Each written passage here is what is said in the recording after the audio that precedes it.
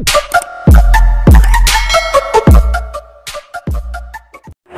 mga master! Welcome back again to our channel. Panibagong araw, panibagong kabanata na naman ang pagsamasamayin natin ngayong araw na ito.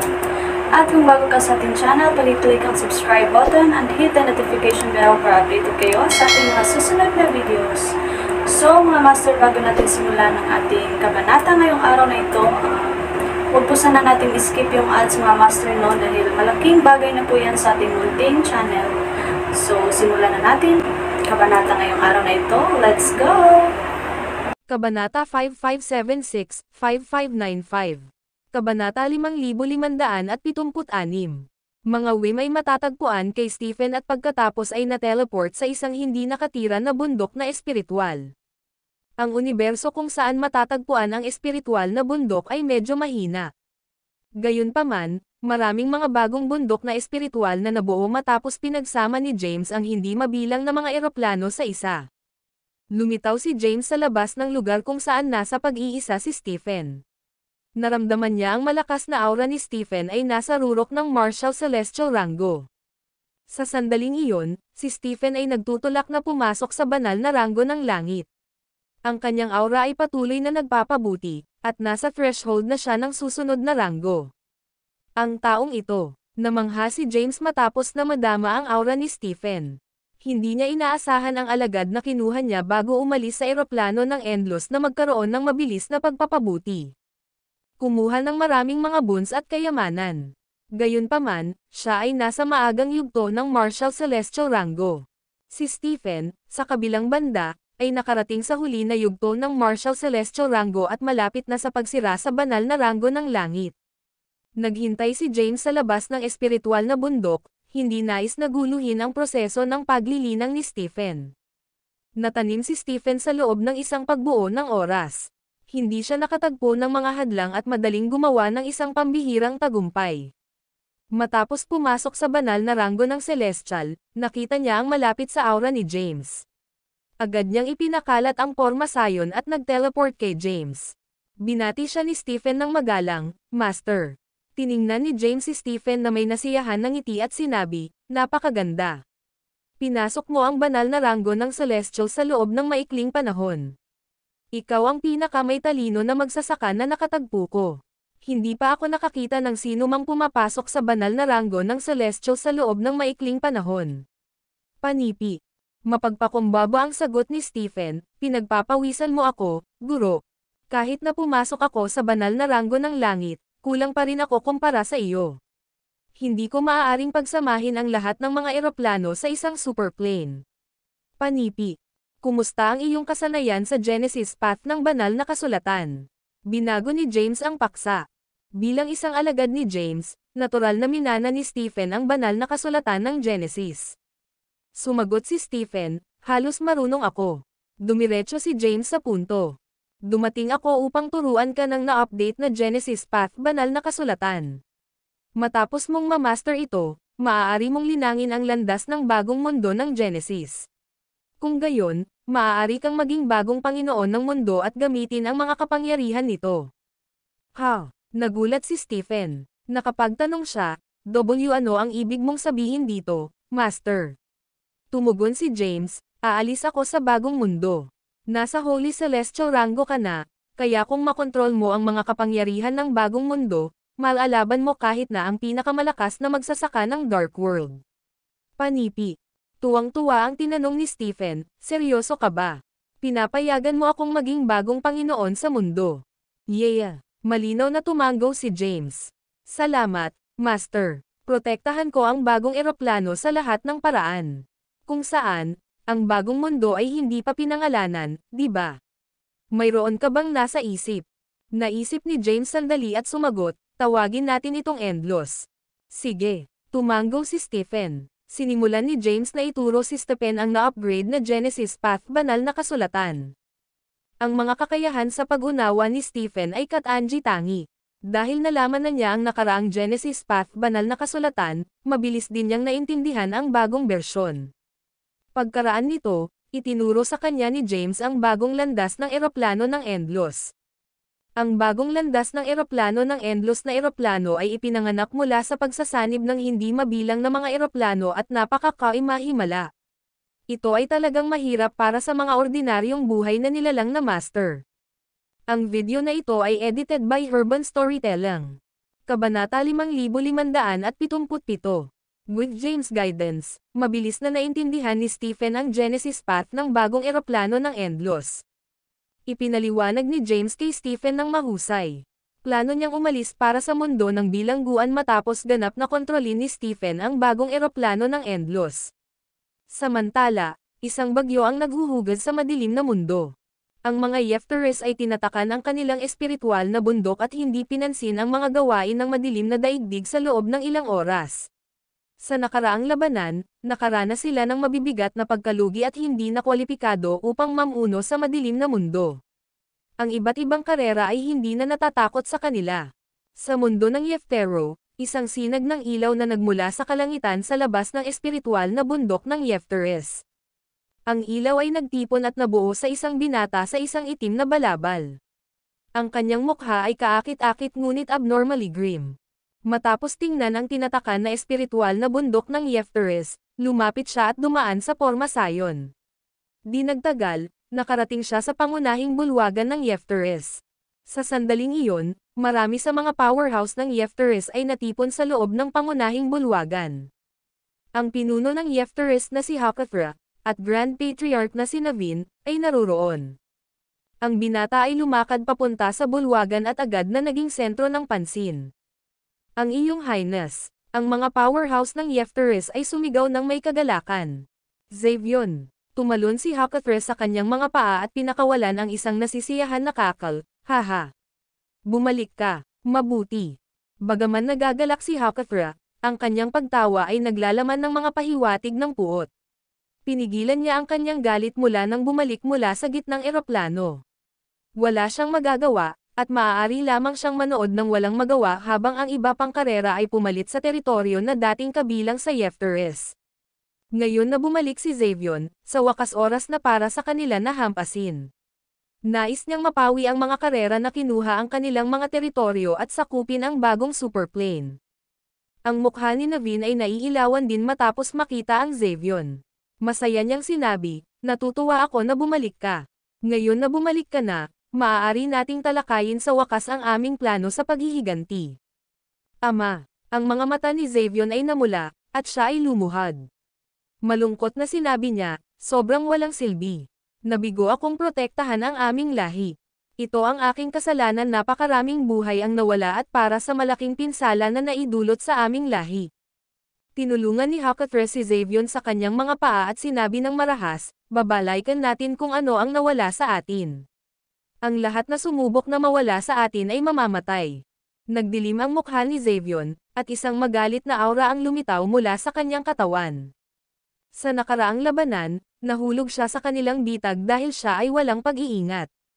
Magagawa niyang sugpuin ang apat na kalaban sa ranggo ng Quasi-Bliss kung mas maingat siya.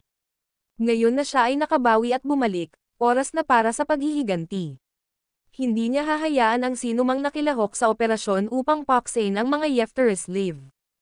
Tumayo si Naveen at sinabing, ngayon na bumalik si Xavion, talakayin natin kung paano natin sisalakay ang gitnang eroplano.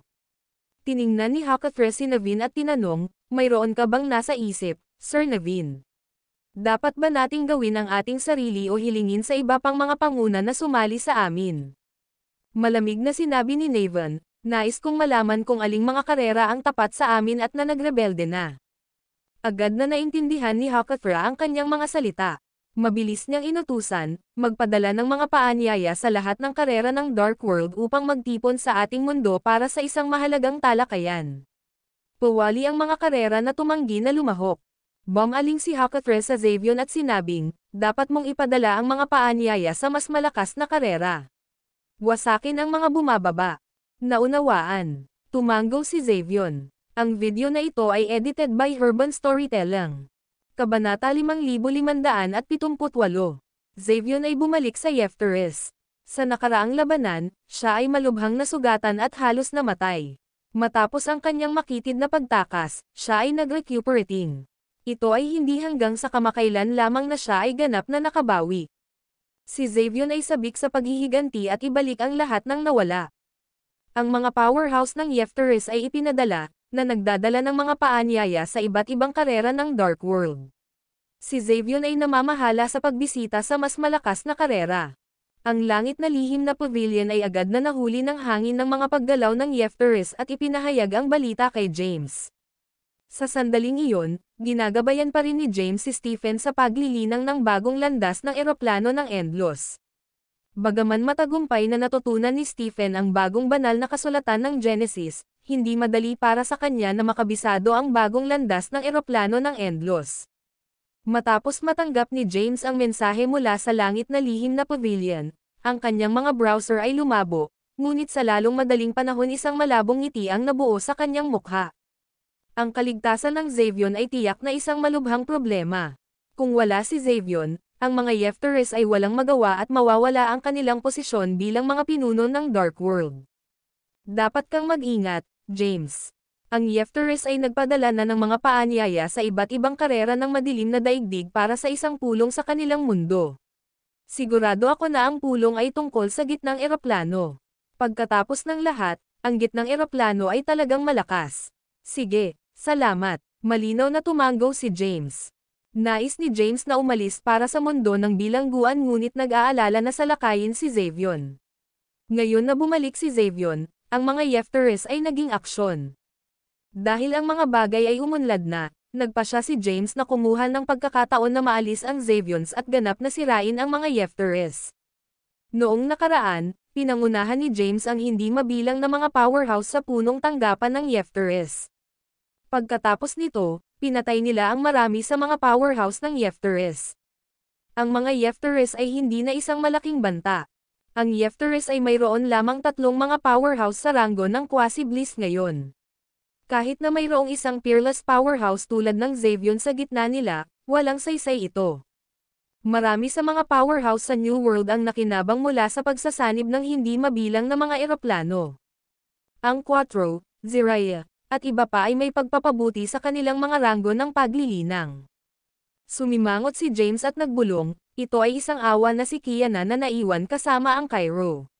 Dapat kong hilingin sa kanila na bumalik sa harap ng mga Yefteris ang nangunguna sa mga pangunahing mundo ng mundo upang ilunsad ang isang pag-atake sa bagong eroplano ng Endlos. Kailangan ko ng kanilang tulong na protektahan ang eroplano ng Endlos at sirain ang Yefteris minsan at para sa lahat. Agad siyang gumamit ng isang inskripsyon upang makipag-ugnay kay Kiana.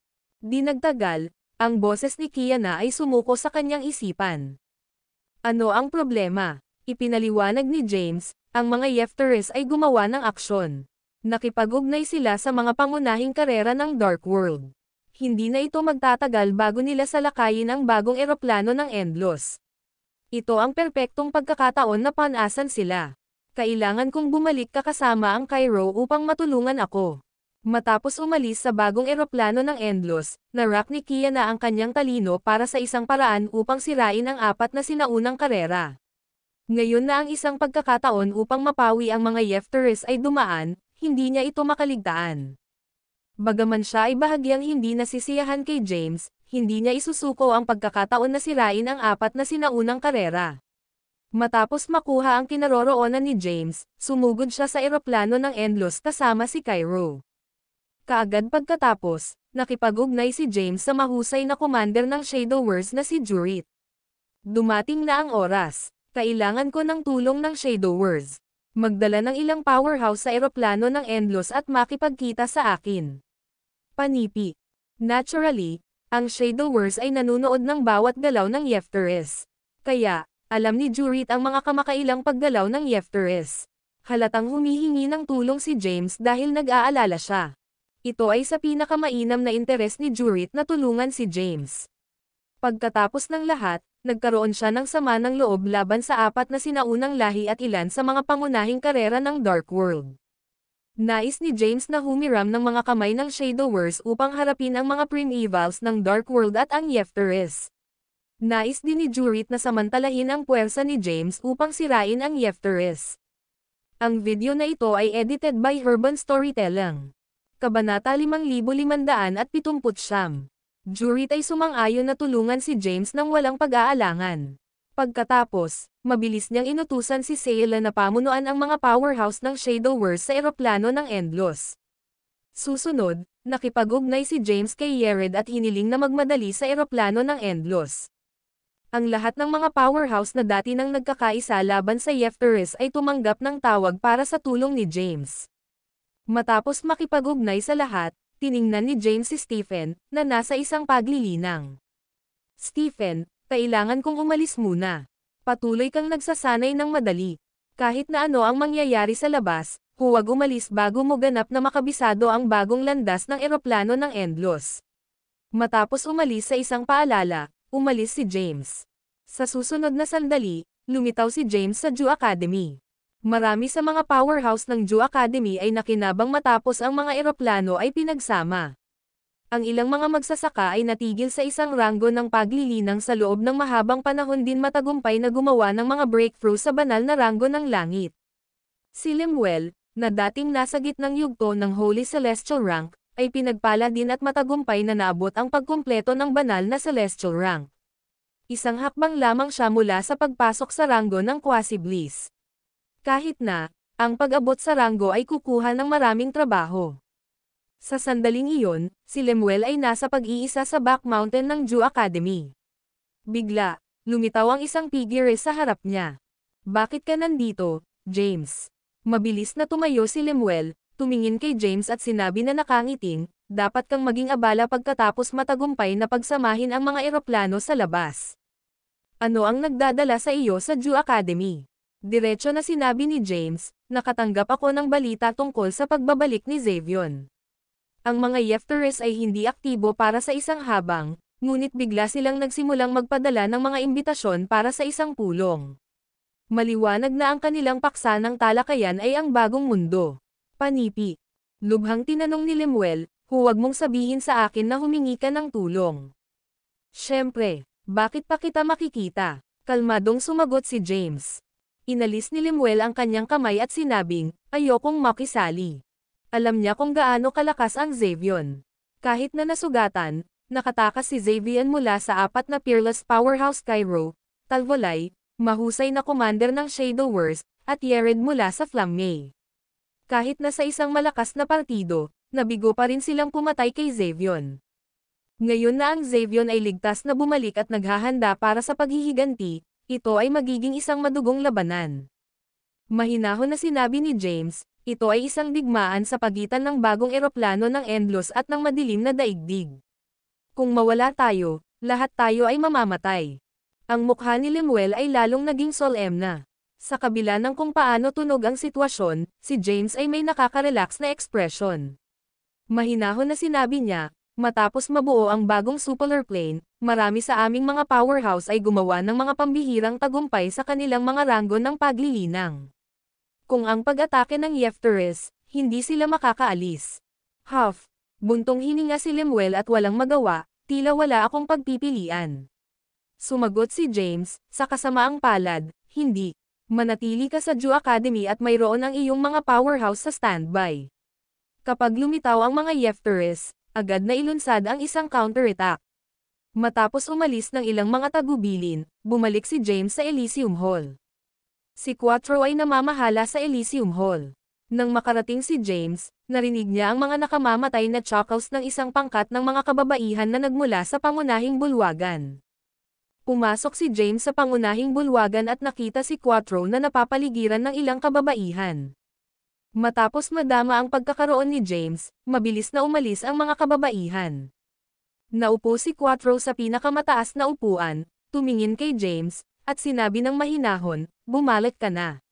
Panipi. Tiningnan siya ni James na hindi sam-asang-ayon at sinabing, paano kumikilos ang master ng Elysium Hall. Ang video na ito ay edited by Urban Storytelling. Kabanata 5580.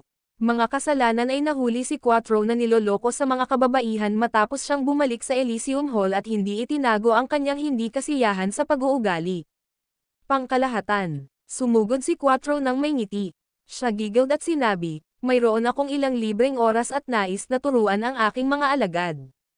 Maghanda. Ang Yefteres ay maglulunsad ng pag-atake sa amin sa lalong madaling panahon, sabi ni James. Ano? Tinapik ni Quattro ang kanyang mga paa at galit na sinabi, tila hindi natutunan ng Yefteres ang kanilang aralin. Tiyakin kung hindi sila makatakas sa oras na ito. Pinaalalahanan siya ni James, huwag mag-ingat. Kahit na ang iyong ranggo at lakas ng paglilinang ay umunlad, ang mga Yefteres ay masalimuot. Nagpadala sila ng mga paanyaya sa iba pang karera upang magtipon para sa isang pulong sa kanilang mundo. Huwag kang mag-alala. Hanggat narito ako, walang magkamali, may kumpiyansa na nanumpa si Quattro. Nanatili ka sa Elysium Hall para sa ngayon. Maglalakbay ako sa madilim na mundo at alamin ang sitwasyon. Matapos magbigay ng ilang mga tagubilin, iniwan ni James ang Elysium Hall. Bumalik ka, mga kababaihan ko. Sa sandaling umalis si James, umupo si Quattro sa kanyang upuan. Sa pamamagitan ng isang tawag, ang magagandang kababaihan na nag-iwan ng ilang sandali ay bumalik. Iniwan ni James ang eroplano ng Endless at agad na nakipag-ugnay sa Talvolay ng mga Mevriades. Talvolay, pinadalhan ba ng mga Yefteres ang mga Mevriades? Di nagtagal, ang boses ni Talvolay ay sumuko sa isip ni James. Oo, natanggap ko lang ang paanyaya at naghahanda akong umalis para sa Yefteres. Ang mga Yefteres ay gumagawa ng isang malaking eksena sa oras na ito. Inanyayahan nila ang iba't ibang karera ng Dark World sa kanilang mundo, na inaangkin na mayroong isang bagay na mahalaga na talakayin. Dapat ito ay tungkol sa gitnang eroplano. Panipi. Sumagot si James, alam ko. Naghahanda ako na magtungo sa mundo ng Yeftero upang malaman ang higit pa tungkol sa sitwasyon. Tinanggihan ni Talvolay ang kanyang ideya, na nagsasabing, huwag. Kung mahuli ka nila, walang paraan na maiiwan ka. Mabuti. Mahinahon na sabi ni James. Si James ay nakinabang ng malaki matapos na mag-fuse ng lahat ng mga eroplano, at ang kanyang pisikal na katawan ay nasa ranggo ng quasi-bliss. Sa pamamagitan lamang ng kanyang pisikal na lakas, makatiis siya sa pag-atake ng isang kalaban sa ranggo ng quasi-bliss.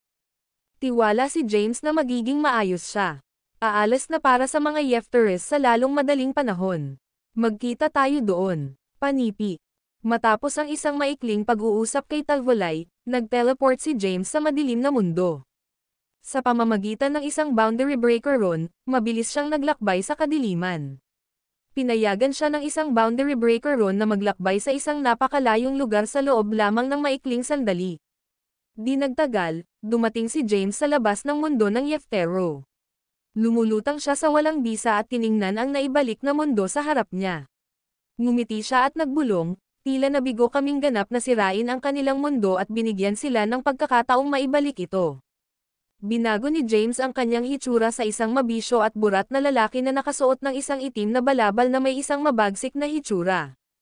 Kasabay nito, binago niya ang kanyang aura. Matapos makumplito ang disguise, lumakad si James patungo sa mundo ng Yeftero, na hindi na ang maunlad na mundo bago ito pag-atake. Ang Yefteres ay nagpadala ng mga paanyaya sa iba't ibang karera ng Dark World, na humiling sa kanila na dumalo sa isang pulong. Bagaman marami sa mga powerhouse ng Yefteres ang napatay at tumanggi ang kanilang katayuan, maraming mga powerhouse ang nakaligtas pa rin. Ang Xavion lamang ay sapat na upang takutin ang karera ng madilim na daigdig. Sa makatuwid, ang iba't ibang karera ay mabilis na nagpadala ng mga powerhouse sa mundo ng Yeftero pagkatapos matanggap ang mga imbitasyon. Kahit na ang mga nakipagkompetensya sa mga inabandunang teritoryo ng Yefteres ay masunurin na nagpakita. Nais ng Yefteres na gumamit ng pagkakataon upang mapupuksa ang ilang karera upang maibalik ang kanilang awtoridad sa madilim na mundo. Gayunpaman, wala silang pagkakataon. Ito ang kauna-unahang pagkakataon mula nang ang pag-atake na ang mundo ng Yeftero ay masigla. Ang mga powerhouse mula sa iba't ibang karera ay natipon sa mundo ng Yeftero.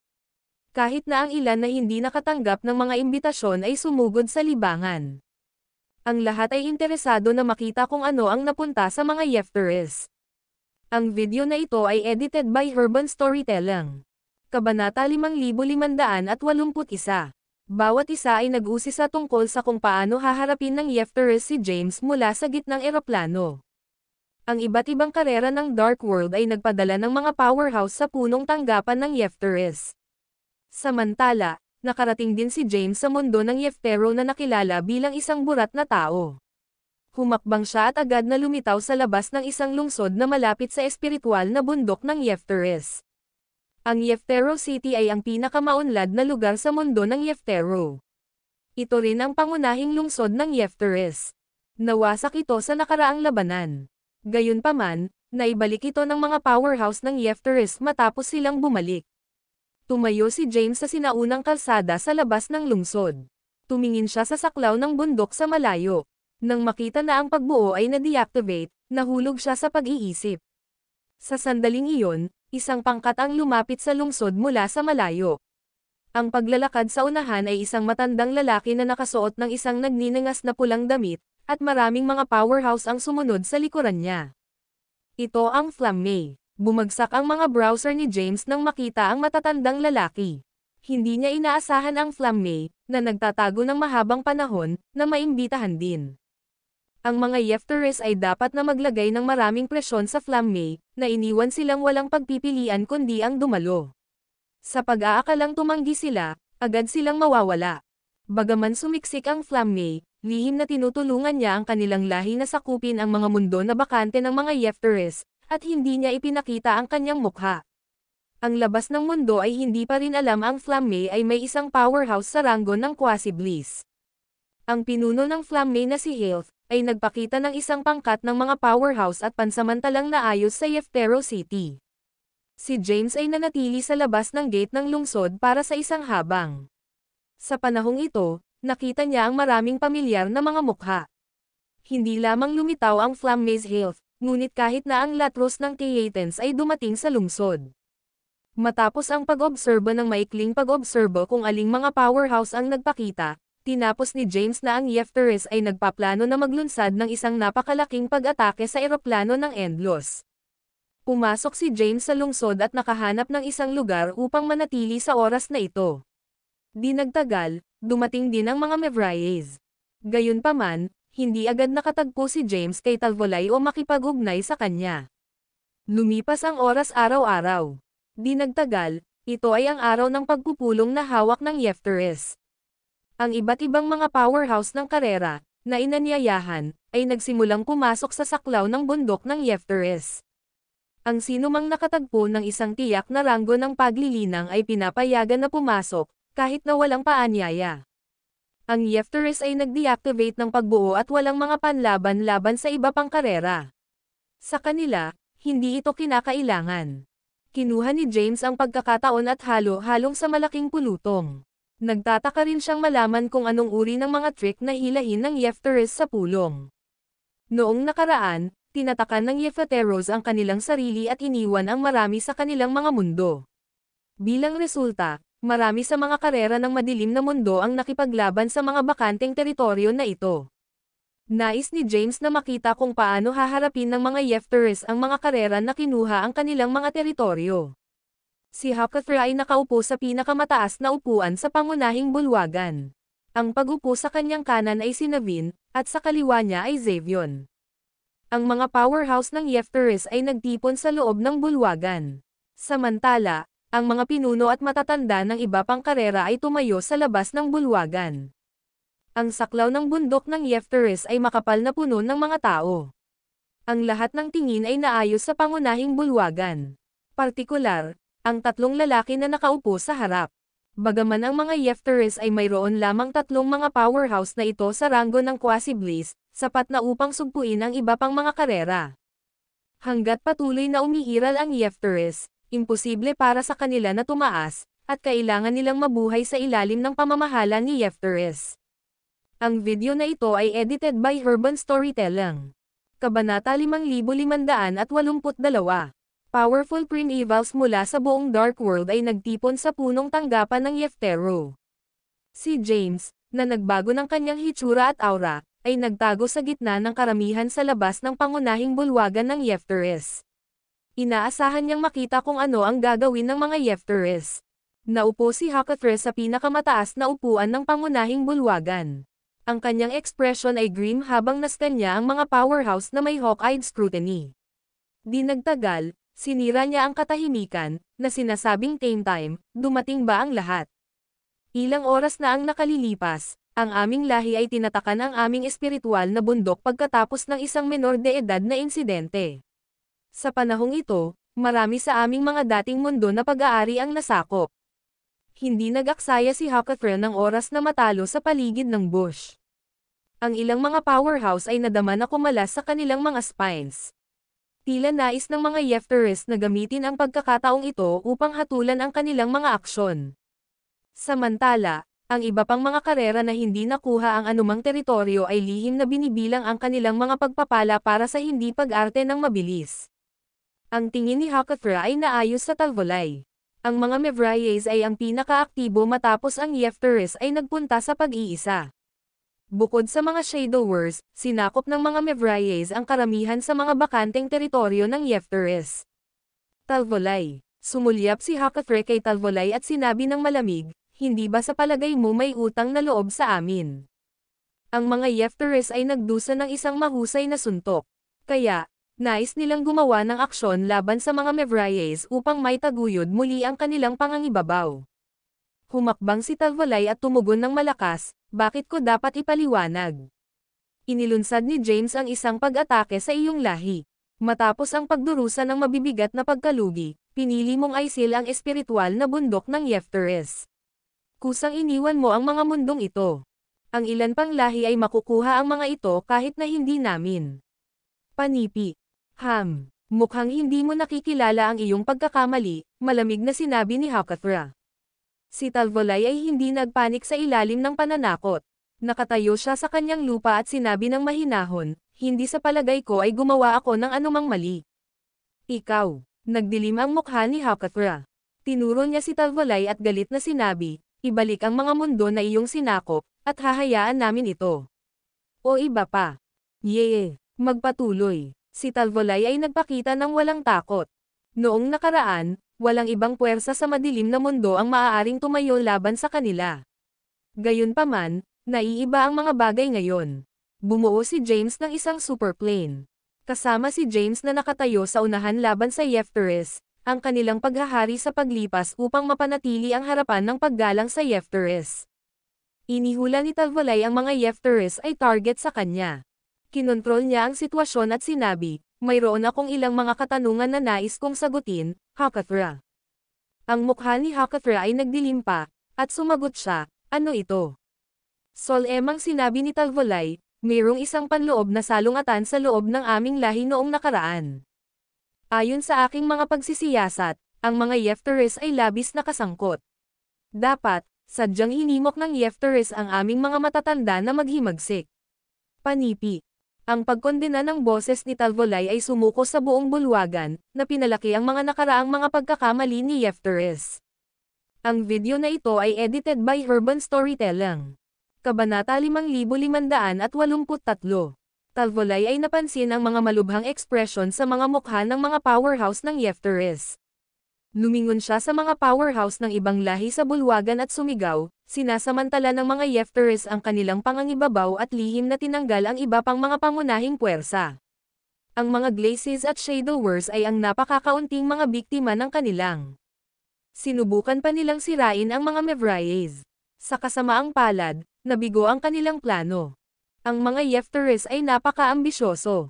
Bilang mga pinuno ng apat na sinaunang lahi, hindi nila kailanman isinasaalang-alang ang kagalingan ng ibang karera ng Dark World.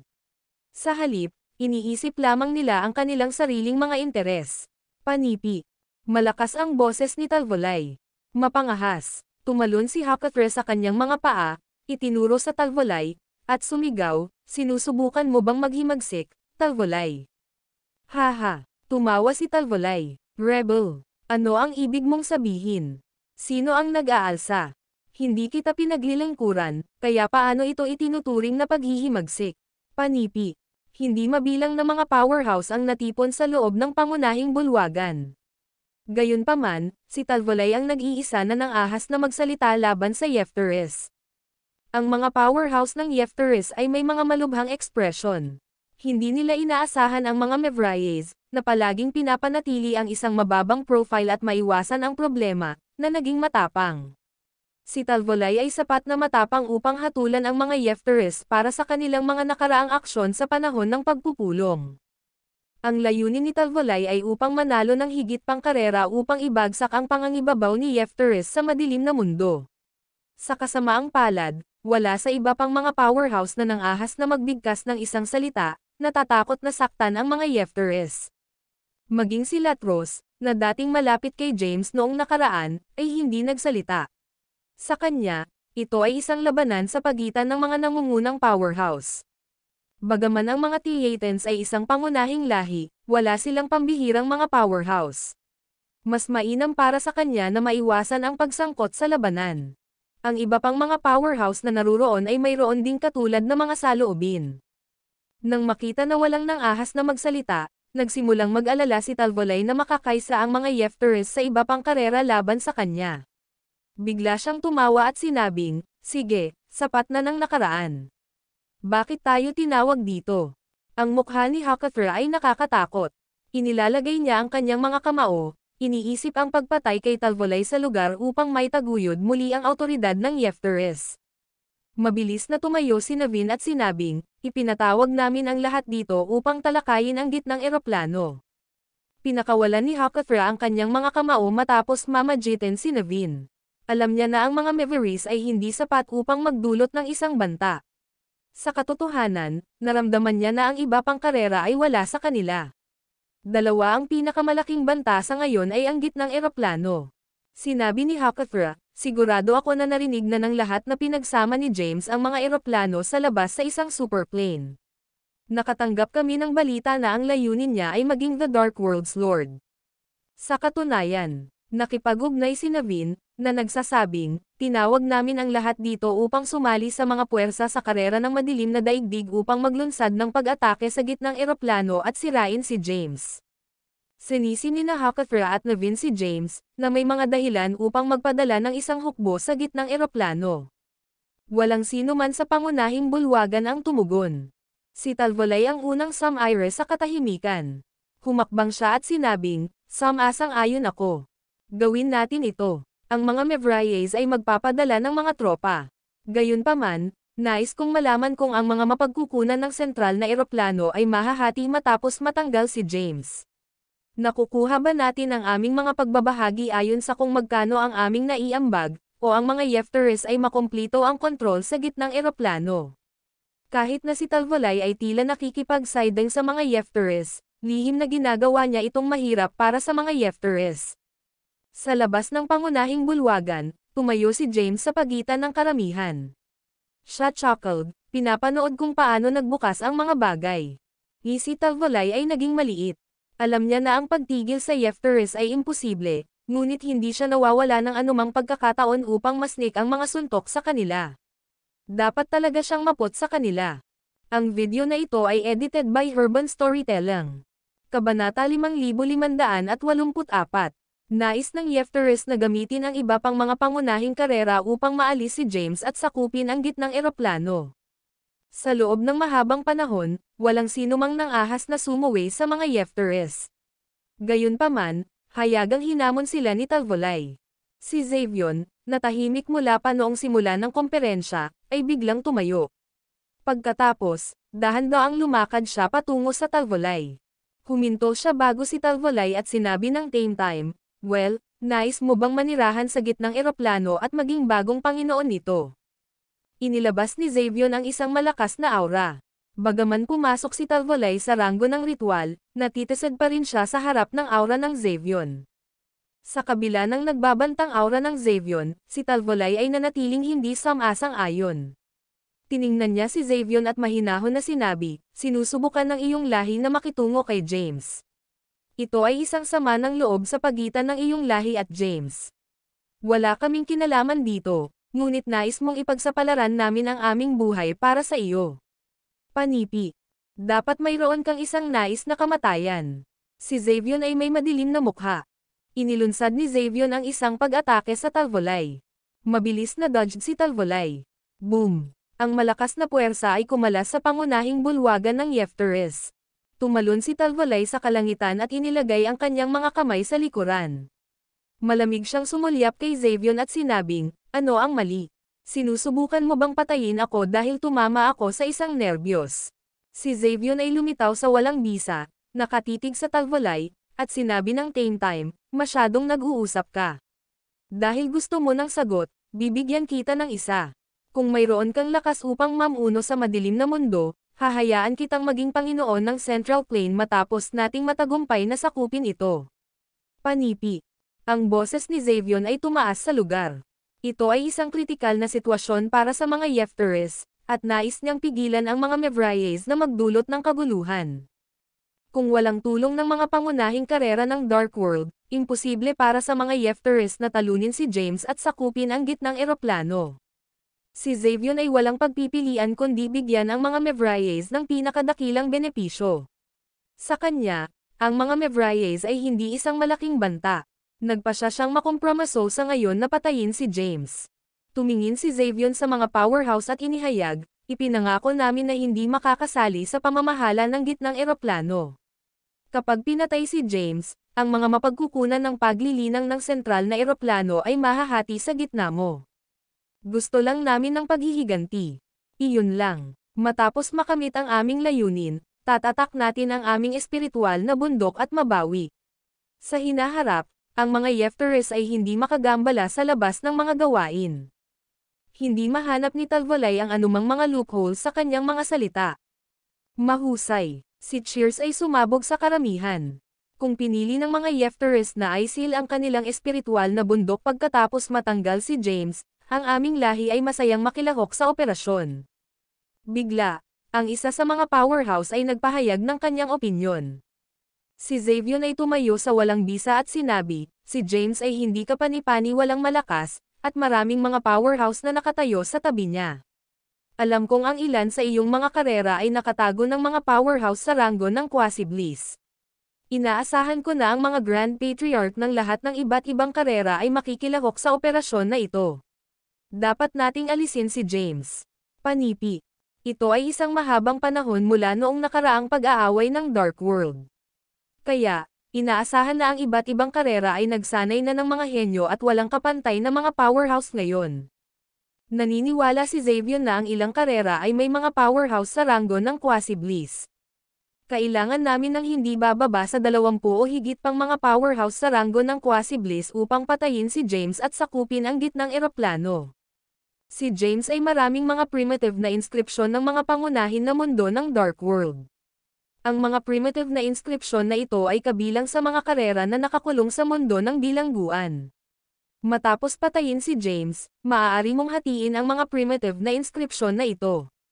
Ang video na ito ay edited by Herban Storytelling.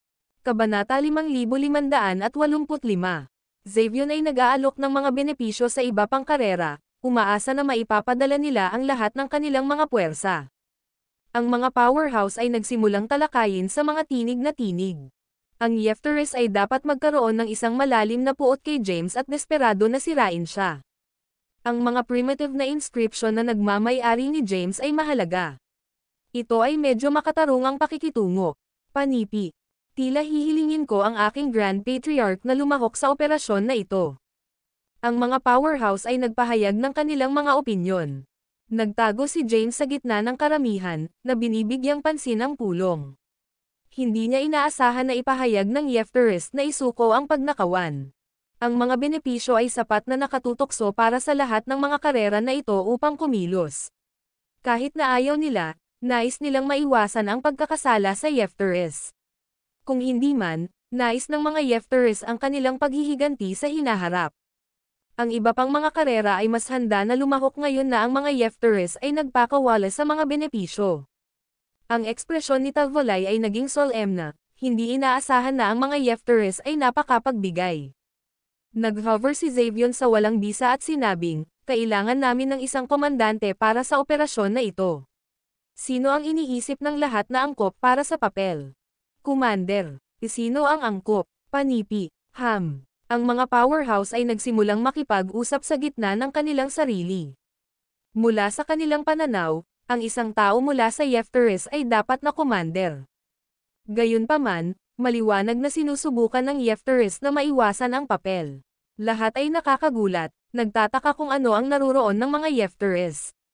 Inalis nila ang mga benepisyo at ngayon ay isusuko ang kanilang posisyon bilang mga commander. Ang kanilang mga aksyon ay medyo hindi normal. Tiningnan ni Xavion si Talvolay at sinabing, sa palagay ko ang Talvolay mula sa Mevriez ay isang mahusay na akma. Ano sa palagay mo, Talvolay? Panipi. Nagulat si Talvolay na iminungkahi ni Yefteres na kumuha siya ng posisyon ng commander. Alam niya na ang mga Yefteres ay hanggang sa walang kabutihan. Malamang na nais ng Yefteres na maiwasan ang pagkawala ng kanilang mga powerhouse, kaya hindi nila nais na lumaban sa unahan. Haha, chuckled ni Talvolay at sinabi, wala akong espesyal. Sino ako upang gampanan ang papel? Hayaan ang ibang tao na gawin ito. Hindi alintana kung sino ang namumuno sa operasyon, ang mga Mevriez ay magbibigay ng buong suporta. Panipi. Tiningnan ni Xavion ang Suonteles at sinabi na nakangiting, kung naaalala ko ng tama, ang Grand Patriarch ng Suonteles ay buhay pa. Sa nakaraan na pagtatalo, siya ay isang peerless powerhouse. Dapat na umabot siya ng malaking taas sa kanyang paglilinang. Paano ang tungkol sa Suonteles na humantong sa operasyon na ito?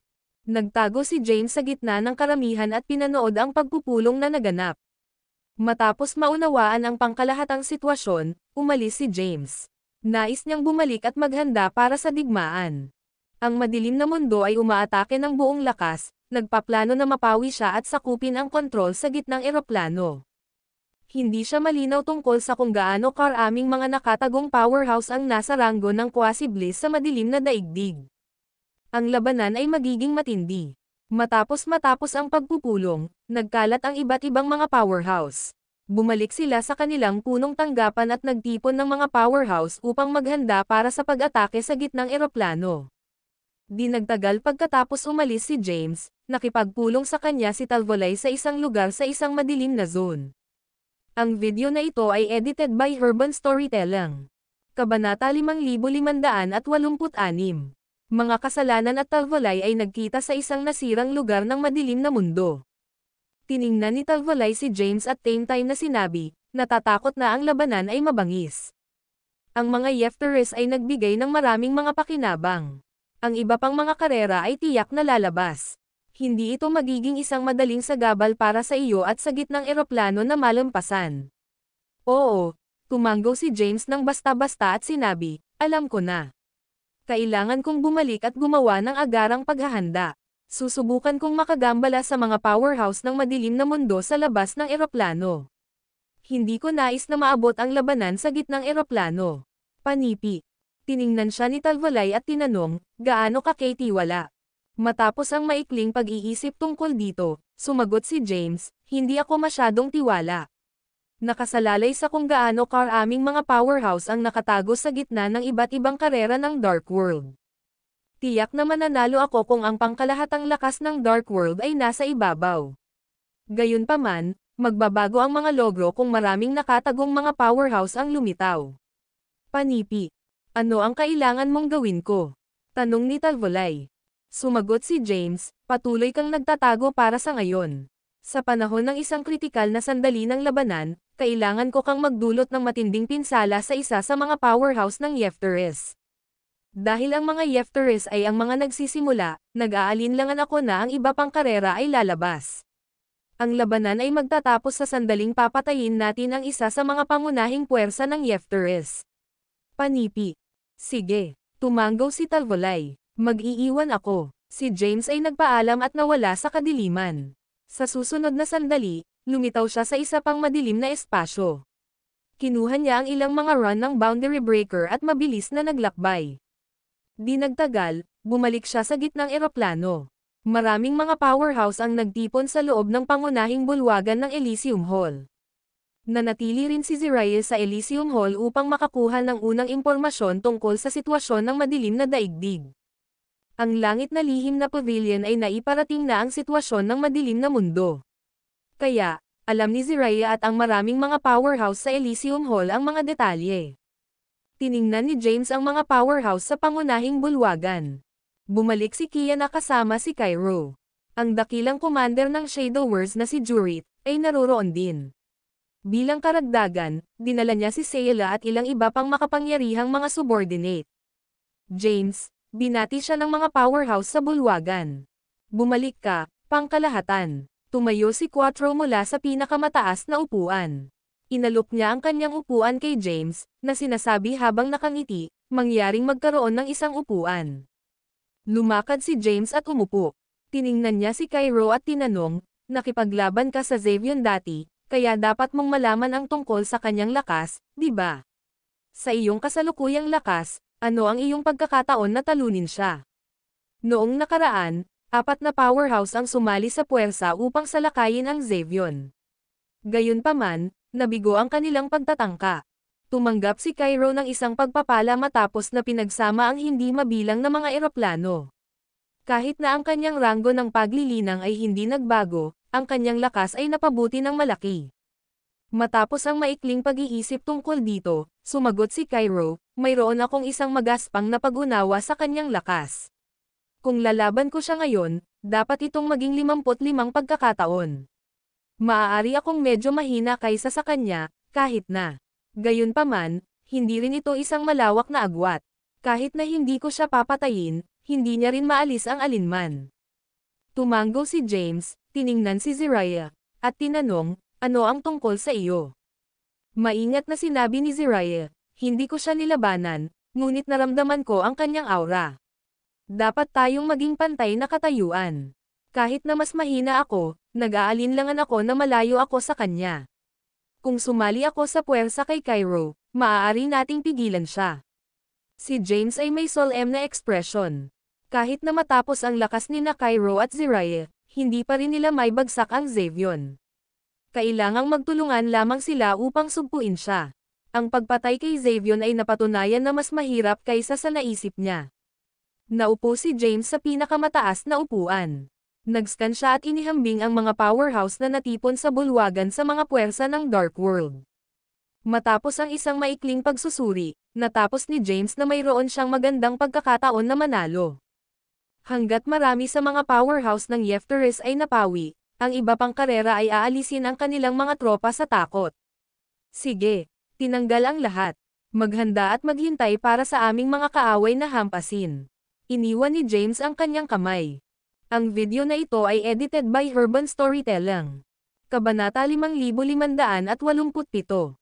James ay nawala mula sa lugar. Sa susunod na sandali, lumitaw siya sa intersection ng eroplano at madilim na mundo. Ipinatawag niya ang ilang mga mahiwagang inskripsyon mula sa eroplano at tinipon ito sa isang malakas na porma sayon. Ang mga inskripsyon ay mula sa landas ng bagong eroplano ng eroplano. Kahit na ang isang powerhouse sa ranggo ng Quasi-Bliss ay hindi mapipilit na masira ang pagbuo. Ang mga marunong lamang sa landas ng bagong eroplano ay maaaring masira ang pagbuo. Sa pagbuo, hindi na kailangang mag-alala si James tungkol sa bagong eroplano nang sumabog ang labanan. Pagkaraan nito, maraming mga lungsod ang lumitaw sa hangganan ng eroplano. Ang boses ni James ay lumubog sa buong eroplano. Lahat ng tao sa bagong mundo. Mayroon akong isang anunsyo na gagawin. Malapit na ang pag-atake ng aming mundo. Gusto kong hilingin ang suporta ng lahat ng mga powerhouse na pigilan ang mga powerhouse ng Dark World. Ang mga magsasaka sa itaas ng Marshal Celestial Rango, mangyaring magtungo kaagad sa hangganan ng eroplano at maghanda para sa paparating na digmaan. Narinig ng mga powerhouse sa bagong eroplano ang tawag para sa tulong. Agad silang nagtungo sa mga lungsod sa hangganan ng eroplano. Samantala, tinipon ni Hetsema ang ilan sa mga powerhouse ng universo ng tao at umalis.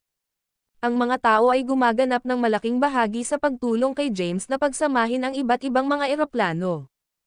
Kaya, ang lahi ng tao ay nakinabang ng malaki, at ang kanilang mga ranggo ng paglilinang ay napabuti ng malaki. Marami sa kanila ang pumasok sa Marshal Celestial Rango. Kahit na ang ilang mga tao na hindi pa nakarating sa Marshal Celestial Rango ay naglakbay sa mga lungsod sa mga hangganan ng eroplano. Kasabay nito, pinangunahan din ni Lemuel ang marami sa mga powerhouse ng Jew Academy sa mga lungsod. Ang bagong mundo ay pumasok sa isang estado ng emerhensya. Maraming mga powerhouse ang nagtipon sa mga hangganan ng eroplano, naghihintay na hampasin ang hukbo ng madilim na daigdig. Umupo si James sa isang bato sa itaas ng isang espiritual na bundok ng isa sa mga lungsod. Mula sa kanyang posisyon, nakikita niya ang madilim na mundo sa malayo. Napansin niya ang madilim na mundo na may kalmadong ekspresyon. Ngayon, ang naiwan ay maghintay para sa mga powerhouse ng Dark World na magpakita. Si James ay handa ng maayos at maraming mga powerhouse sa kanyang tagiliran. Bukod dito, mayroon siyang kapangyarihan ng bagong mundo.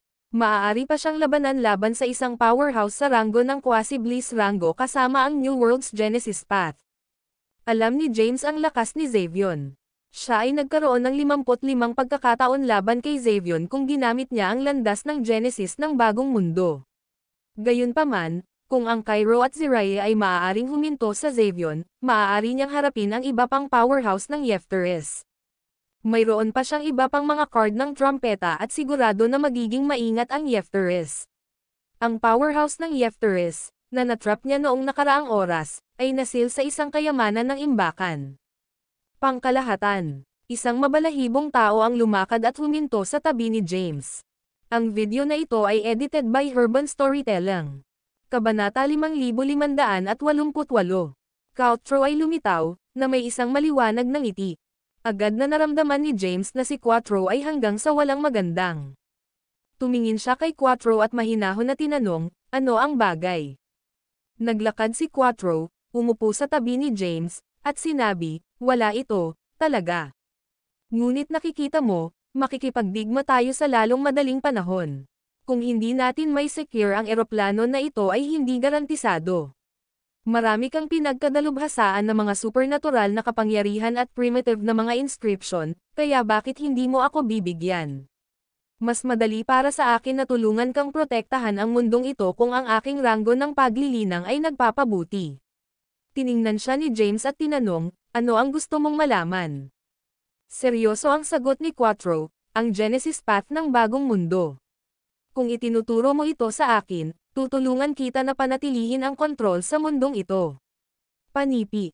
Bago pumunta si James kay Stephen, si Quattro ang kanyang unang kandidato bilang Panginoon ng bagong daigdig. Gayunpaman, ang Quattro ay napatunayan na medyo hindi maaasahan. Nag-aalala si James na si Quattro ay hindi makontrol at nagpasya na hindi siya karapat-dapat na mamuno. Siguro sa ibang oras, casual na sagot ni James, sinusubukan na eyebrush siya. Dapat kang bumalik at maghanda. Napakahalaga mo sa laban na ito. Panipi. Ang ekspresyon ni Quattro ay hindi likas, maliwanag na hindi nasisiyahan na hindi matupad ang kanyang kahilingan. Gayunpaman, sumagot pa rin siya ng masunurin, sige. Matapos ang pag-uusap, umalis si Quattro. Umupo si James sa isang bato, ipinikit ang kanyang mga mata, at nagpahinga. Lumipas ang oras araw-araw.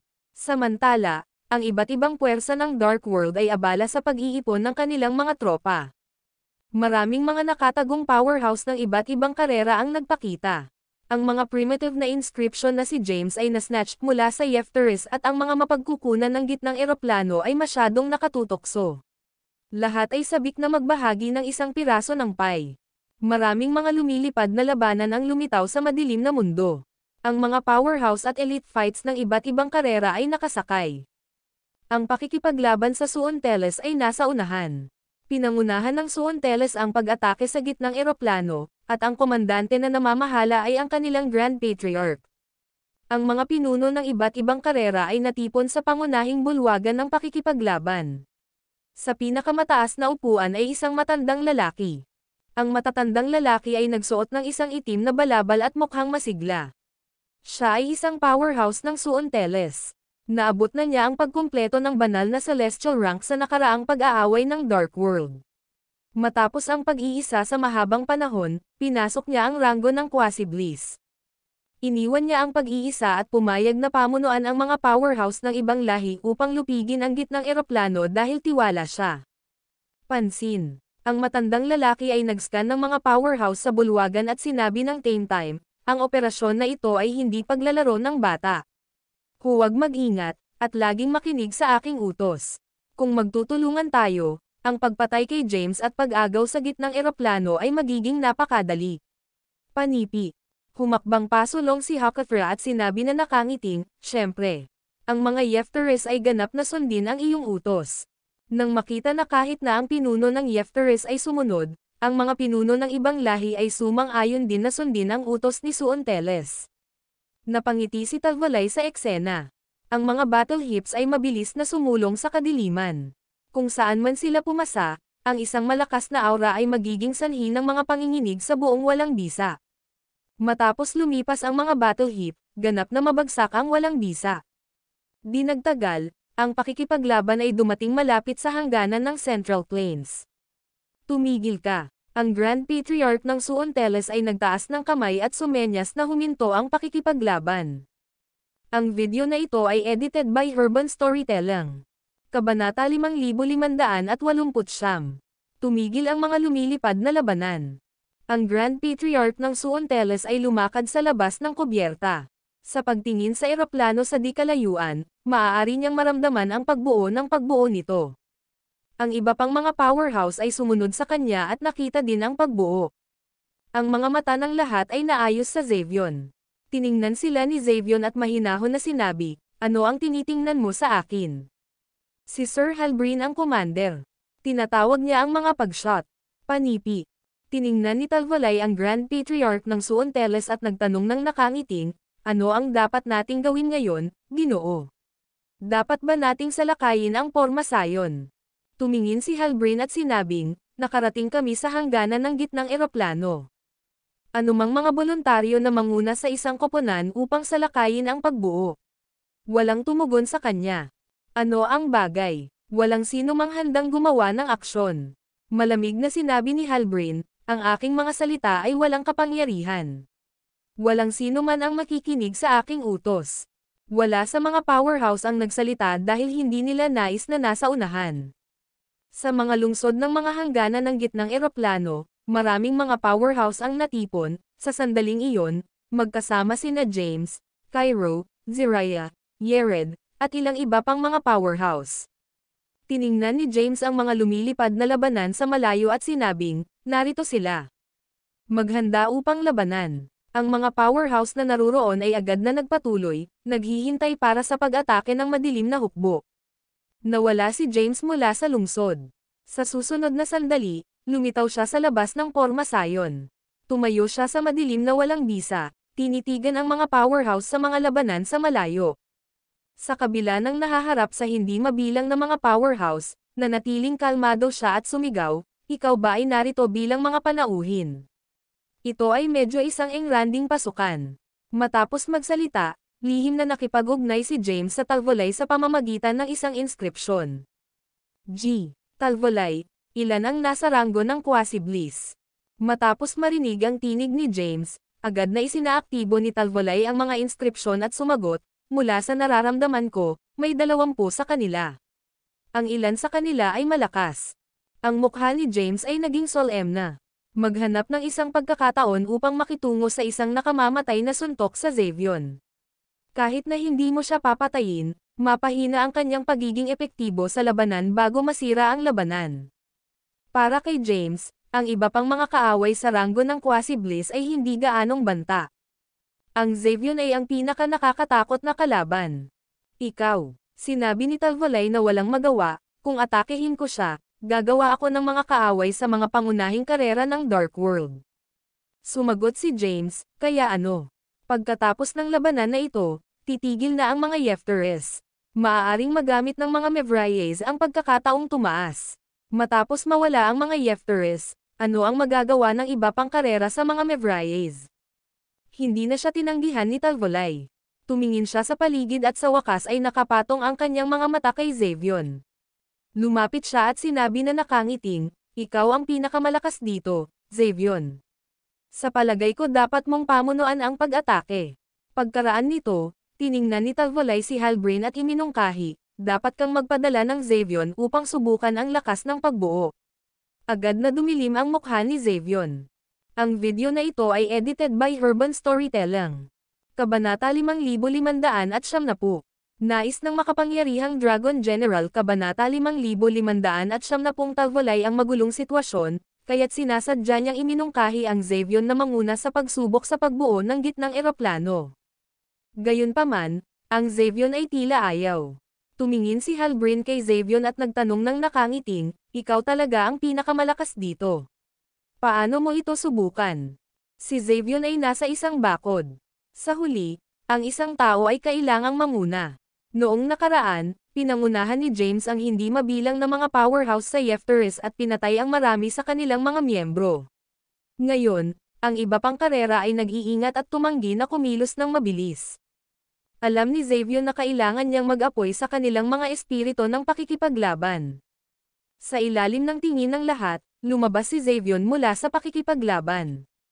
Kumuha siya ng ilang mga hakbang sa walang bisa at huminto kung saan makikita niya ang mata ni James. Huminto ka doon, sigaw ni James, kung magpapatuloy ka sa pasulong, sasagutin mo ang bagong eroplano ng Endlos. Kung lumusot ka, inaakala kong kaaway. Hindi namin pinahihintulutan o ipakita ang awa sa mga kaaway. James, si Xavion ay nagpahid ng kanyang ngipin. Ang kanyang ekspresyon ay mabagsik, at siya ay naglabas ng isang napakagalit na aura. Tumingin sa kanya si James at naglaro ng pipi. Sino ka? Kilala ko ba kayo? Nagkita na ba tayo dati? Sa likuran ni James ay hindi mabilang na mga lungsod. Sa loob ng mga ito ay maraming mga powerhouse ng dating gitnang eroplano at ilang iba pang mga eroplano. Matapos mabuo ang superplane, malaki ang nakinabang nila. Ngayon na ang kanilang mundo ay nasa panganib, dumating sila upang bigyan ang kanilang suporta. Bigyang pansin nila ang sitwasyon sa labas ng eroplano. Iyon ba ang batang prinsipe ng Yefteris, Xavion? Ang balita tungkol sa madilim na daigdig ay nagpapalipat-lipat kamakailan. Narinig ko ang Xavion ang pinakamalakas sa madilim na mundo. Ang mga powerhouse sa mga lungsod na tinalakay. Noong nakaraan, walang anuman ang nalalaman tungkol sa madilim na mundo. Matapos mabuo ang superplane, kumalat ang salita tungkol sa madilim na mundo. Ang mga powerhouse ng bagong eroplano ng Endlos ay may alam ng isang bagay o dalawa tungkol sa madilim na mundo. Ang Xavion ay may isang makapangyarihang aura. Ano ang ranggo ng kanyang paglilinang? Marami sa mga powerhouse ay nagulat matapos na madama ang aura ni Xavion. Hindi nila matukoy ang kanyang ranggo ng paglilinang. Samantala, nag-hover si James sa madilim na walang bisa gamit ang kanyang mga kamay sa likuran. Tumingin siya kay Xavion ng mahinahon, na nagpapakita ng walang takot patungo sa pinakamalakas na powerhouse ng madilim na mundo. Kay James, maiiwasan ang labanan. Maaari siyang umatras sa eroplano ng Endlos. Hindi kailanman masisira ng Xavion ang pagbuo upang makapasok sa eroplano ng Endlos. Gayunpaman, nagpasya si James na lumaban dahil nais niya na matakot ang madilim na mundo. Maiiwasan nito ang maraming mga problema sa hinaharap. Ito ay walang saysay kahit gaano karami sa mga powerhouse ng Dark World ang lumitaw. Tapos na ang labanan hanggat pinatay niya ang mga powerhouse ng Yefteris.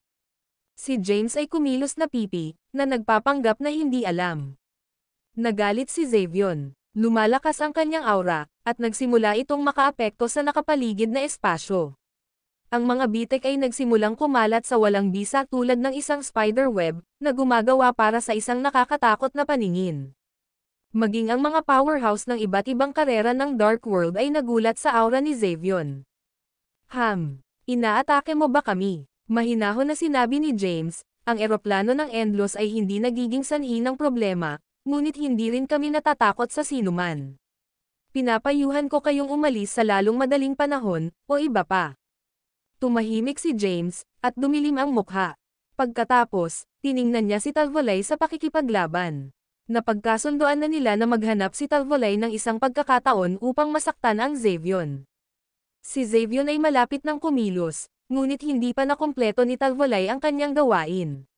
Namiss na niya ang pinakamahusay na pagkakataon upang masaktan ang Xavion. Ang video na ito ay edited by Herban Storytelling. Kabanata 5571. Ngayon, hindi mailagay ni James ang kanyang pag-asa sa Talvolay upang masaktan ang Xavion. Maaari lamang siyang umasa sa kanyang sarili.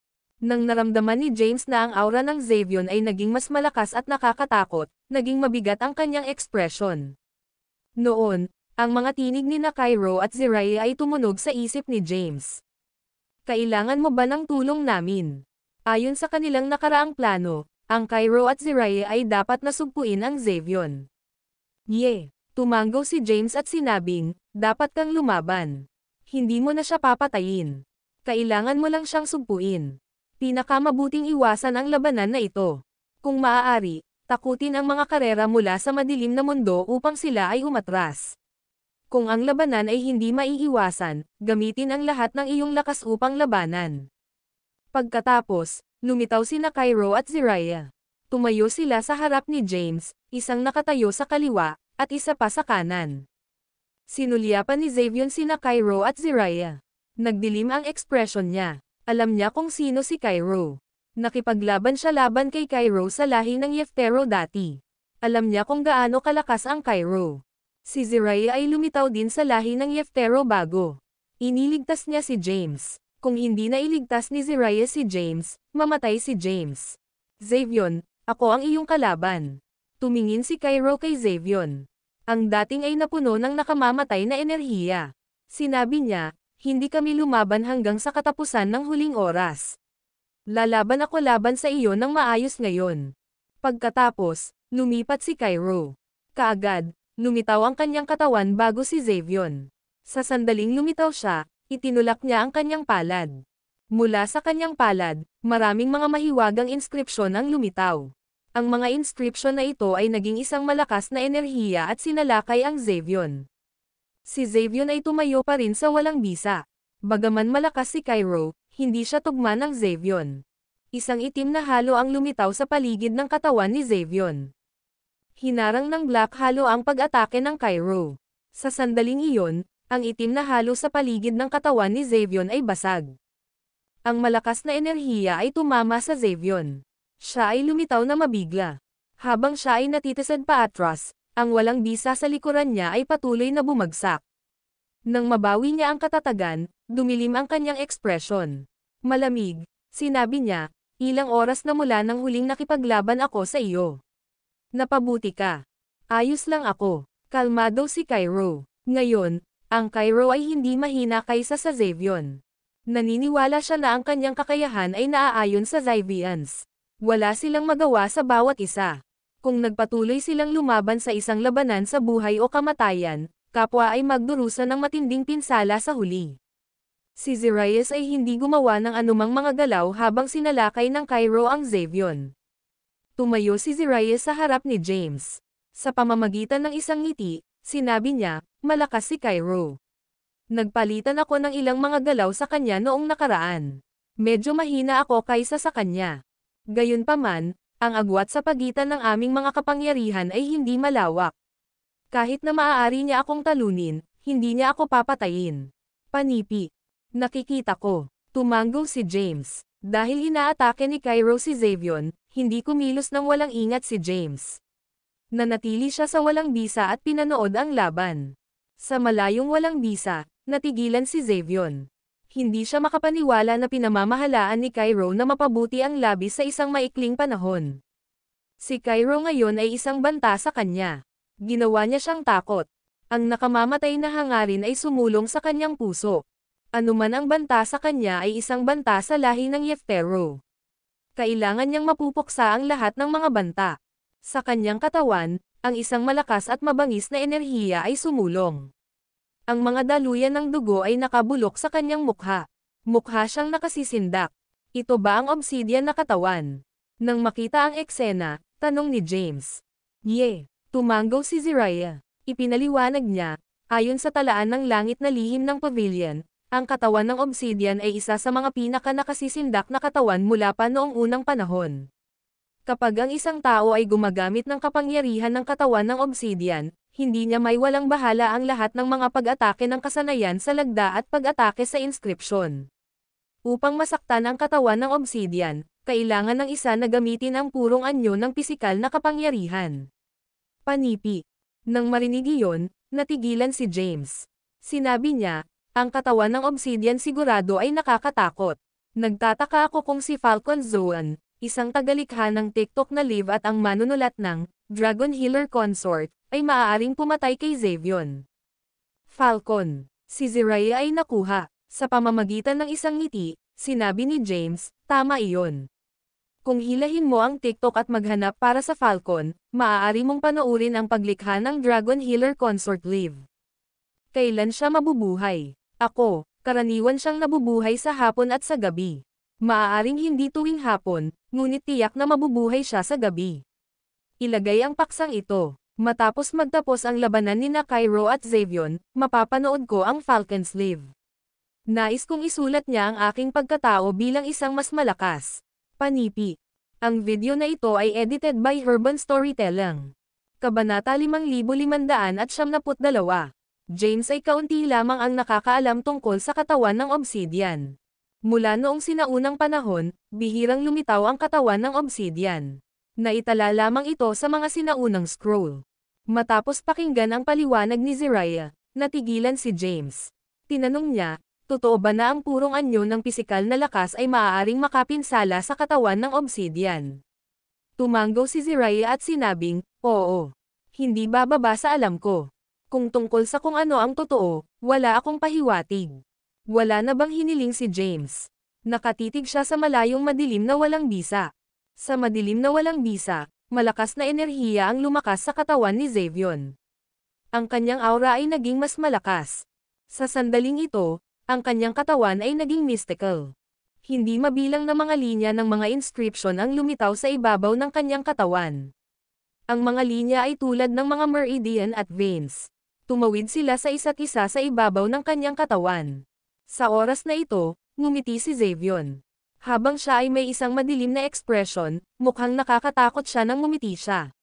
Ginawa niya ang mga taon na nanginginig at pakiramdam ay gumagapang. Sumulyap kay James sa malayo, tumawa si Xavion. James, kailangan kong magpasalamat sa iyo. Noong nakaraan, si James ay kumilos bilang pain at sinag ang Xavion sa kanya.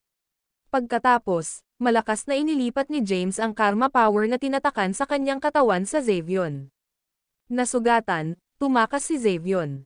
Nagpunta siya sa pagtatago upang pagalingin ang kanyang mga pinsala.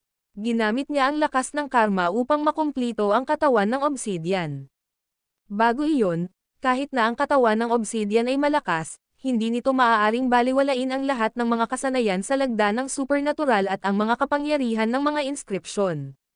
Ngayon na ang katawan ng obsidian ay isang tagumpay, ang lahat ng mga kapangyarihan ng mga kasanayan sa supernatural na lagda ay walang silbi sa Xavion. Tanging ang purong anyo ng pisikal na kapangyarihan ang maaaring makapinsala sa kanya. Gayunpaman, mula noong sinaunang panahon, walang anumang pisikal na katawan na maaaring maabot ang ranggo ng quasi-bliss. Kaya, ang Xavion ay walang talo. Hindi bababasa, siya ay walang talo sa madilim na mundo ng Endlos. Walang buhay na maaaring talunin siya. Nang marinig iyon, sumimangot si Cairo at sinabing, nais kong makita kung gaano kahusay ang obsidian na katawan. Itinaas niya ang kanyang kamay, at ang mga inskripsyon ng mga elemental na primevals mula sa madilim na mundo ay lumitaw mula sa kanyang palad. Ang 5 elemento ay pinagsama at nabuo ang mga elemental na sumpa.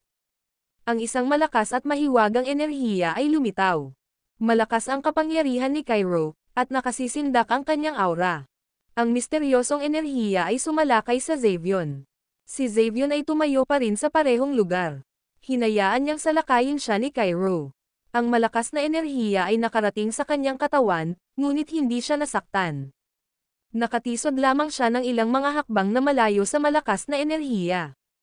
Haha, si Xavion, na natitisod sa malayo, ay tumawa ng malakas.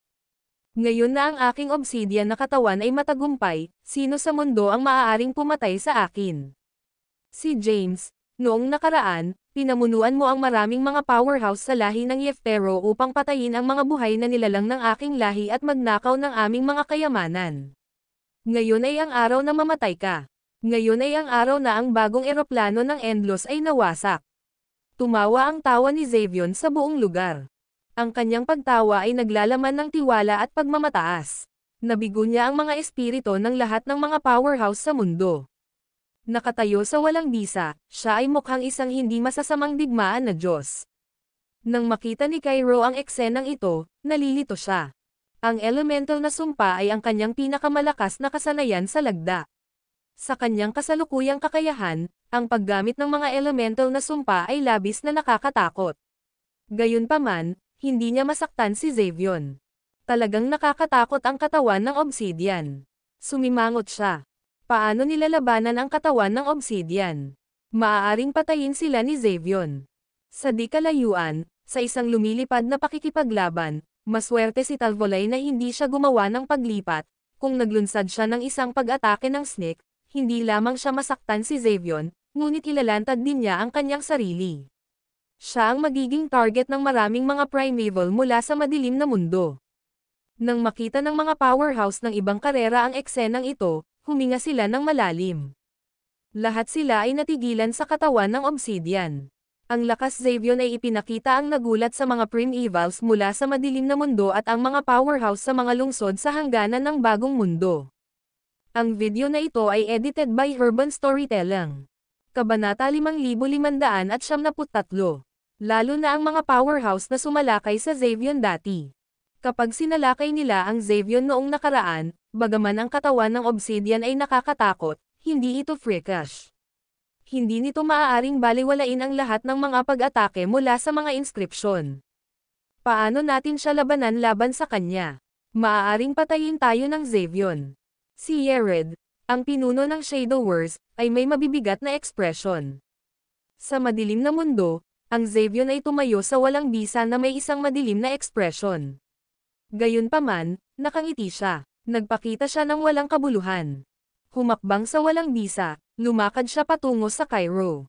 Papatayin kita muna. Pagkatapos, papatayin ko si James. Pagkatapos nito, ang Dark Army ay papasok sa bagong daigdig at walisin sa buong mundo. Tumungo siya patungo sa Cairo. Sa ilalim ng kanyang mga paa, lumitaw ang mga mahiwagang inskripsyon. Ang mga linya ng mga inscription ay nagtipon at nabuo ng isang solidong hagdan. Sa sandaling ito, tumayo si Jiraiya at sinabing, aatake ko si Xavion. Makikipagtulungan ako kay Cairo. Hindi ako naniniwala na hindi natin mapigilan ang Xavion.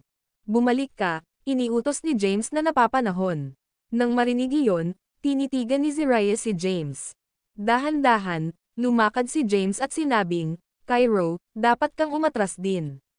Mabilis na umatras si Cairo. Nagpakita siya sa hangganan ng bagong eroplano ng Endlos. Sa ilalim ng hindi mabilang na mga titig, lumakad si James patungo sa madilim na zone sa unahan. Sa una, pinlano kong patayin muna si Cairo bago ka pumatay. Hindi ko inaasahan na magmadali kang mamatay. Sa pamamagitan ng isang mapaglarong ngiti, napanood ni Xavion si James na lumakad. Sa kanyang palagay, si James ay isang patay na. Ang obsidian na katawan ay talagang nakakatakot.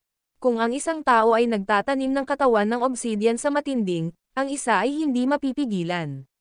Naglakad si James patungo sa Xavion at sinabing, ngayon, ikaw ang pinakamalakas na powerhouse sa madilim na mundo at ang bagong eroplano ng Endlos. Hindi mahalaga kung gaano karaming mga powerhouse ang nagtutulungan upang salakayin ka, hindi ka matatalo. Panipi. Ano ang problema? Natatakot ka ba? Ngumiti si Xavion. Huli na. Ang sama ng loob ng pagkawasak ng aking lahi ay nangangailangan ng iyong espiritu bilang isang sakripisyo. Natatakot. Ngumiti si James at sinabing, hindi ko alam ang pakiramdam na natatakot. Tunay na hindi ka mapipigilan. Lahat ng lihim na supernatural na sining at kapangyarihan ng mga inskripsyon ay walang silbi sa iyo. Sa kasamaang palad, ang iyong kalaban ay ako. Hindi ka dapat dumating sa bagong eroplano ng Endlos. Panipi. Nang marinig iyon, tumawa ng malakas si Xavion. Haha, James, ang ibig mong sabihin ay mawawalan ako ng labanan dahil ang kalaban ko ay ikaw. Sinusubukan mo bang sabihin na maaari mo akong talunin? Tumanggaw si James at sinabing, iyon ang ibig kong sabihin. Panipi. Ikaw ay mayabang at walang alam. Sinabi ni Xavion, ikaw lamang sa Martial Celestial Rango. Kahit nabibigyan kita ng walang limitasyong oras, hindi mo ako malalampasan, hayaan akong talunin ako. Gusto mo bang subukan ito? Tumingin si James kay Xavion. Ito ay isang simple ngunit pinainit na pag-uusap. Sa lumilipad na pakikipaglaban sa malayo, maraming mga powerhouse ng madilim na mundo ang natipon. Sa oras na ito, ang mga powerhouse na ito ay nalilito. Ano ang ginagawa ni James? Gusto ba niyang lumaban kay Xavion? Paano niya lalaban si Xavion? Nasa Martial Celestial rango lamang siya. Ang mga powerhouse mula sa iba't ibang karera ay nagsimulang talakayin si James. Maging si Talvolay ay nakasimangot. Inamin niya na nakakatakot si James at may mahusay na pag-unawa. Gayunpaman, ang rango ng paglilinang ng huli ay masyadong mababa. Ipapadala kita sa Afterworld. Sa madilim na walang bisa, tunog ng walang pusong tinig ni Xavion. Ang video na ito ay edited by Urban Storytelling. Kabanata 5574. Xavion ay gumawa ng isang paglipat. Ang kanyang walang puso na tinig ay tumunog sa buong madilim na walang bisa. Kasunod ng kanyang tinig, lumitaw ang kanyang katawan sa harap ni James. Itinaas niya ang kanyang kamay upang matumbok ang huli. Ang Xavion ay pinagkadalubhasaan ang hindi mabilang na mga kasanayan sa supernatural na pirma at naintindihan ang mga primitive na inskripsyon ng maraming karera. Gayunpaman, hindi siya gumamit ng anumang kapangyarihan ng inskripsyon. Ginamit lamang niya ang kapangyarihan ng katawan ng obsidian, na siyang purong anyo ng pisikal na kapangyarihan. Tumayo pa rin si James sa walang bisa, tinitingnan ang kamao patungo sa kanya. Pagkatapos, lumipat siya. Itinaas niya ang kanyang kamay. Ang kanyang clenched fist ay umakyat laban sa pag-atake ni Xavion. Parehong mga kamao ang bumangga. Boom! Nagkaroon ng isang kakilakilabot na pagbabago-bago ng kapangyarihan. Ginawa nitong umatras si James. Kasabay nito, isang malakas na enerhiya ang dumaloy sa kanyang buong katawan mula sa kanyang kamao. Kaagad, nasugatan siya. Ang enerhiya ng dugo sa kanyang katawan ay sumulong, at siya ay naglabas ng dugo. Samantala, umatras din si Xavion. Ang makapangyarihang enerhiya ay nagulo ang kanyang buhok. Naging gulo ang kanyang buhok. Nabigla siya. Ito ay imposible. Natigilan, sumigaw si Xavion, how ang iyong pisikal na katawan ay napakalakas. Nasa Martial Celestial rango ka lang. Hindi mo rin pinasok ang banal na rango ng Celestial. Paano ka magkakaroon ng isang nakakakilabot na katawan? Panipi. Natagpuan ito ng Xavion. Natigilan ang eksenang ito ang mga powerhouse ng mga primevals mula sa madilim na mundo na nasa lumilipad na pakikipaglaban sa malayo. Ang katawan ng obsidian ng Xavion ay nakumpleto. Kahit na ang purong anyo ng pisikal na kapangyarihan ay kailangang maabot ang rurok ng rango ng Quasi-Bliss. Gayunpaman, natanggap ni James ang pag-atake ni Xavion. Bukod doon, nagspot lang si James ng dugo. Wala siyang ibang pinsala. Sa lungsod sa hangganan ng bagong eroplano ng Endlos, natipon ang mga powerhouse. Ang mga powerhouse ay nagkaroon ng kanilang jaws agape. Hindi nila inaasahan na hadlangan ni James ang pag-atake ni Xavion. Sa madilim na zone, muling nakakuha ng katatagan si James.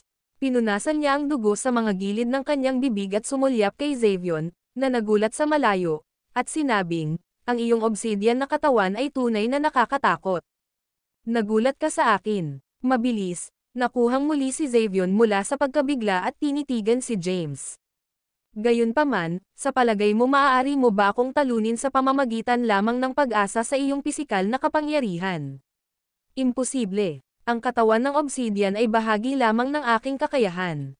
Tumayo si James sa madilim na walang bisa at sinabing, bakit hindi natin ito subukan? Pagkatapos, lumipat si Xavion. Sa kabilang banda, isinaaktibo ni James ang kanyang pisikal na kapangyarihan sa matinding. Kasabay nito, naaktibo niya ang martial path at pumasok sa landas ng omniscience. Agad na pinagsama ang kanyang espiritual na kapangyarihan. Ang kanyang pisikal na kapangyarihan ay lumakas. Pagkatapos nito, ginamit niya ang sining ng Femsurge upang mapagbuti ang kanyang pisikal na katawan, bloodline, at kapangyarihan ng kaluluwa. Nakakatakot na ang kanyang pisikal na katawan. Ang paggamit ng Femsurge art ay hindi magagawa. Sa katunayan, masasabi na walang pagpapabuti. Sa sandaling ito, dumating si Xavion. Siya ay maliksi. Mabilis ang bilis ng pag-atake niya. Tanging ang mga anino ng kanyang mga suntok ang makikita. Pinalilibutan nila at napuspos si James. Ang katawan ni James ay napapaligiran ng mga anino ng pag-atake ng Xavion. Ang bawat anino ay may kapangyarihan na malubhang masaktan ang isang powerhouse sa rango ng Quasi-Bliss. Break. Inilagay ni James ang lahat ng kanyang kapangyarihan sa kanyang kamao at sinuntok si Xavion. Ang pag-atake ay basag buksan ang madilim na walang bisa.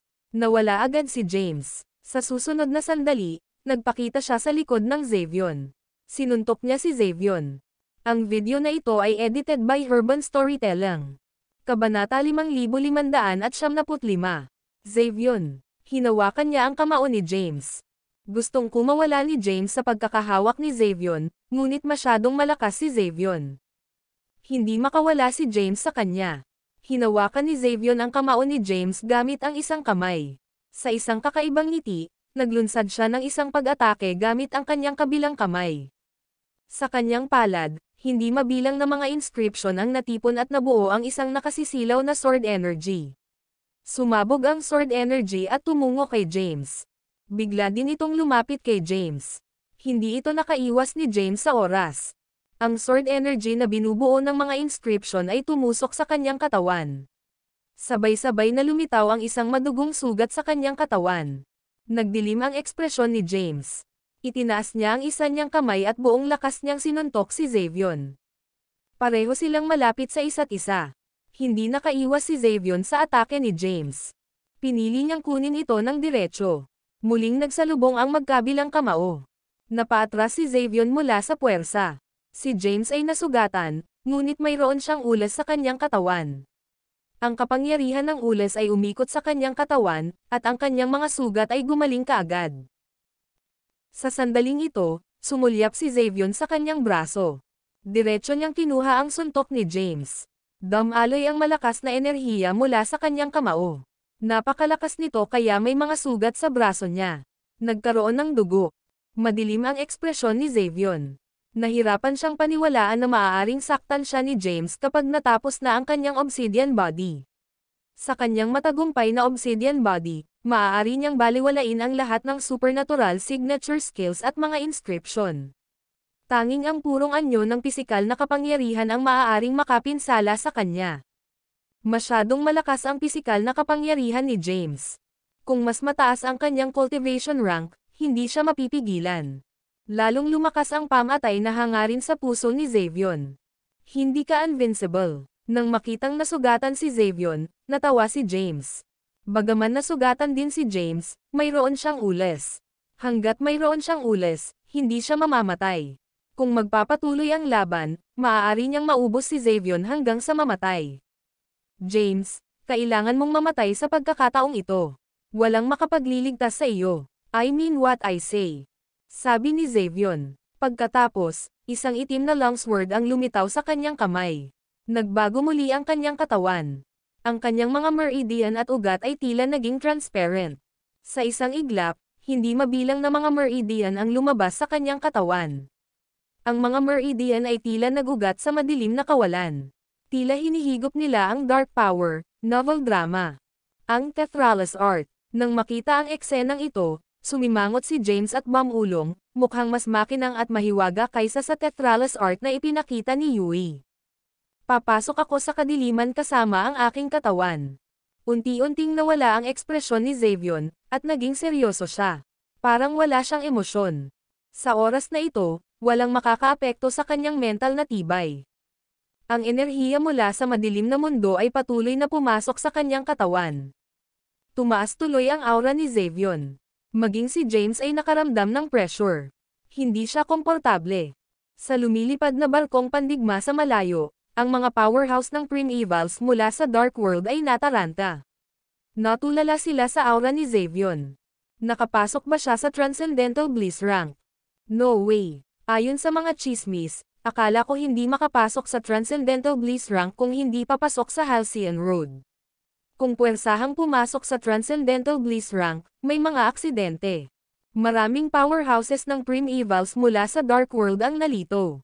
Gayunpaman, kung si Xavion ay hindi pumasok sa Transcendental Bliss rank, paano siya nakakatakot? Sa kanilang opinyon, magkakaroon lamang si Xavion ng ganoong nakakatakot na kapangyarihan at aura kung nakapasok siya sa Transcendental Bliss rank. Sa sandaling ito, naramdaman ni James ang isang mapanganib na aura.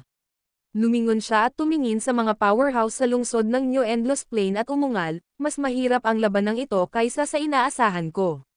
Pakiusap, sama-samang pag-atake. Kung hindi natin papatayin ang mga powerhouse ng Dark World sa pagkakataong ito, Ang mga karera mula sa Dark World ay papatag sa bagong Endless Plane. Malakas ang boses ni James. Parang balisa at panik siya.